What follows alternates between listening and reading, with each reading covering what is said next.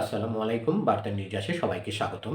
ইরানের তেল কেনায় চীনের উপর নিষেধাজ্ঞা দিল যুক্তরাষ্ট্র। ইরান থেকে শত শত কোটি ডলারের তেল কেনার অভিযোগে চীনের তেল শোধনাগারের উপর নিষেধাজ্ঞা আরোপ করেছে ট্রাম্প প্রশাসন। ওয়াশিংটন ও তেহরানের মধ্যে দ্বিতীয় দফার শান্তি আলোচনার প্রস্তুতির মাঝেই এই ঘোষণা এসেছে।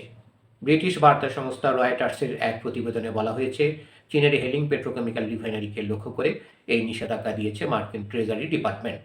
তাদের দাবি, এই প্রতিষ্ঠানটি ইরানের অপরিশোধিত তেল ও পেট্রোলিয়াম পণ্যের অন্যতম বড় গ্রাহক।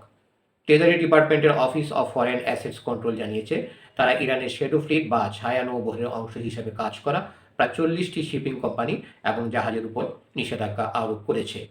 মার্কিন নিষেধাজ্ঞার কারণে ইরানের তেল কেনাবেচায় নতুন করে চাপ তৈরি হলেও সেই তেলের সবচেয়ে বড় ক্রেতা হিসেবে রয়েছে চীন।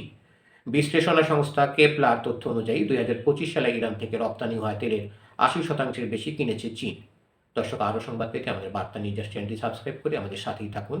যুক্তরাষ্ট্রের নিষেধাজ্ঞা মূলত সংশ্লিষ্ট ব্যক্তি বা প্রতিষ্ঠানের মার্কিন সম্পদ জব্দ করে এবং তাদের সঙ্গে আমেরিকানদের ব্যবসা নিষিদ্ধ করে। এর ফলে চীনের কিছু বড় স্বাধীন রিফাইনারি ইরানের তেল কেনা থেকে সরে দাঁড়ালেও ছোট স্বাধীন রিফাইনারিগুলো তুলনামূলকভাবে কম প্রভাবিত হয়েছে, কারণ তারা মার্কিন আর্থিক ব্যবস্থার উপর খুব বেশি নির্ভরশীল নয়। বিশেষজ্ঞদের মতে, ইরানের তেল ক্রয়ে বড় প্রভাব ফেলতে হলে চীনা ব্যাংকগুলোর উপর নিষেধাজ্ঞা আরোপ করা বেশি কার্যকর হতে পারে, কারণ এসব ব্যাংকই লেনদেনকে সহজ করে দেয়।